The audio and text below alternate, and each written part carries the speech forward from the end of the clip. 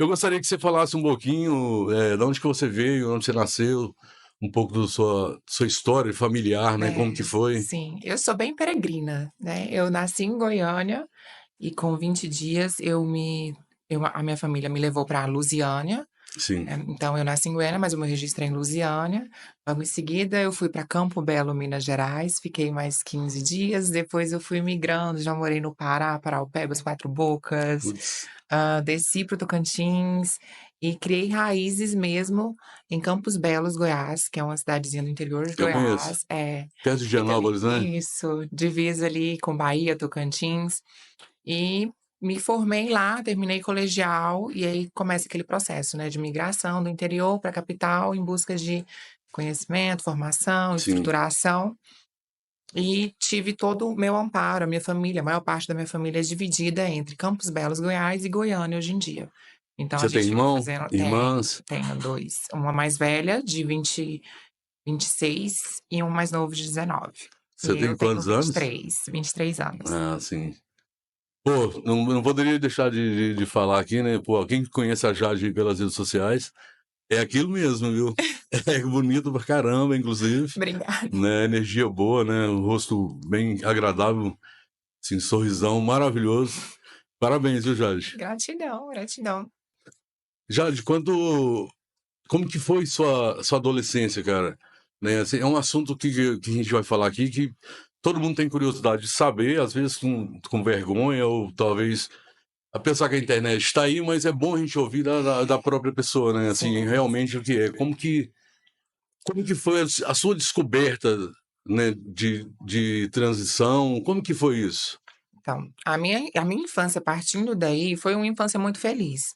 Eu tive, graças a Deus, um amparo familiar. Eu não fui criada pelos meus pais de sangue, fui adotada e criada pelos meus avós, então mas tive, sim, todo o amparo, tudo que uma família precisa proporcionar, eu fui proporcionada, tive, assim, tudo do bom e do melhor. Eu devo a quem eu sou hoje muito a essa criação, essa estruturação familiar. Seus avós? Os meus alicerces familiares me trouxeram a estar onde eu estou hoje. E vivi, assim, da melhor forma possível, mas ainda assim, muito leiga. Eu era uma pessoa muito leiga, né. A criança ela vai se moldando, crescendo e conforme ela vai se como que eu posso dizer, inserindo dentro de um ciclo social, Sim. é que você vai se entendendo. Então quando eu fui entrando no primeiro ciclo social, que era saindo da família e indo para a escola, eu comecei a entender que eu era uma pessoa diferente.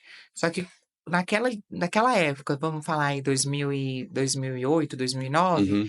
não tinha tanto acesso à informação que a gente tem hoje na internet, a tecnologia ainda não estava tão avançada, e dentro de uma cidade de interior, você não tem muita referência de pessoas transgêneras. Sim.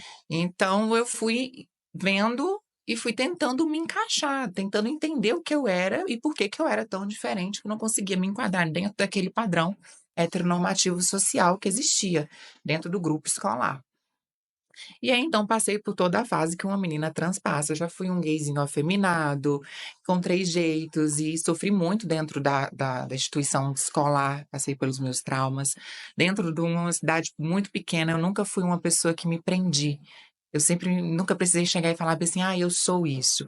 Eu deixava sempre muito imposto ali o que eu era, eu nunca precisei passar por esse processo de me assumir, Sim. né. Eu sempre, estava até conversando com os meus primos esses dias, eles falaram: a Jade nunca precisou chegar na gente e falar nada. Ela foi vivendo a vida dela conforme ela achava que era o correto, e ali todo mundo estava ali abraçando e apoiando. E não te incomodava? Tipo, porque eu vou ver como uma criança, né, vamos pensar Aham. assim, como uma criança, você já tinha, assim, algumas setas, o que pô, mas o que é? Eu não Isso aqui eu não tô satisfeito, alguma coisa assim, pô, meu corpo, tô num corpo errado. Como que O foi? processo da transição, ela ocorre ali entre prévia de pandemia, mas ainda assim eu pra me chegar no momento da transição, eu tive que lutar contra vários demônios internos.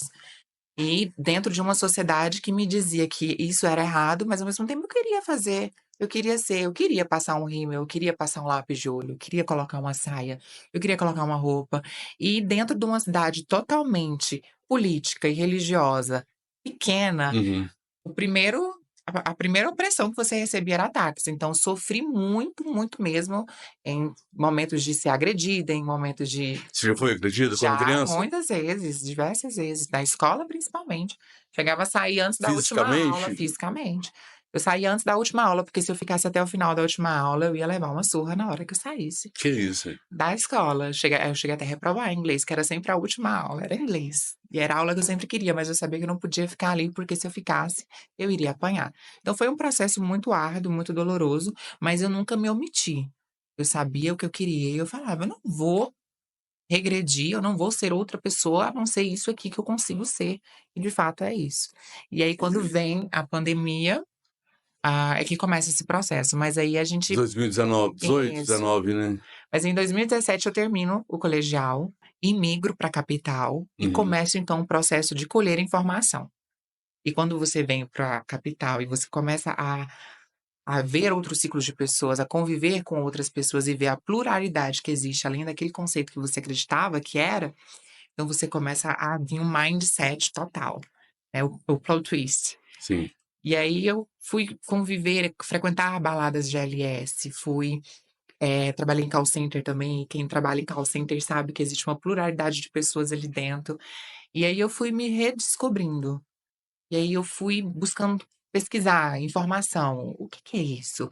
Isso é possível? E quando eu vi uma mulher trans na minha frente, não sabia que era trans, e ela foi me explicar que existia um processo, e aí que vem o mindset, eu falei assim: "Isso é possível". E Isso aí foi em 2019, é 19, recente, né, não é. é tão Mas tão aí distante, né. foi só a descoberta, Sim. né. Aí o processo de começar então a mudança, a transição, ela vem ali em 2020 para início de 2021. Mas você já tinha, assim, na cabeça que poderia assumir esse posto, ou a Jade que é hoje, assim, na sua cabeça, ou não era muito Não, distante, muito não. A gente começa uma transição e quando eu comecei eu sempre busquei respeitar muito os meus limites, e a minha jornada. Então eu sabia que seria muito mais difícil. E é uma coisa que a minha mãe sempre falou pra mim, eu nunca opus ao que você queria ser. O meu maior medo é saber que ser isso te causaria muito mais dores e traumas. Porque você não seria só uma mulher que receberia a carga da sociedade de ser uma mulher, mas você é uma mulher trans, então vai vir não só uma carga, mas vai vir uma carga muito cruel, pesada. E aí eu começo então a entender isso e enfrentar. A minha mente, eu passei 1 ano em exílio total, trancada dentro de casa, me preparando para poder então começar a minha transição.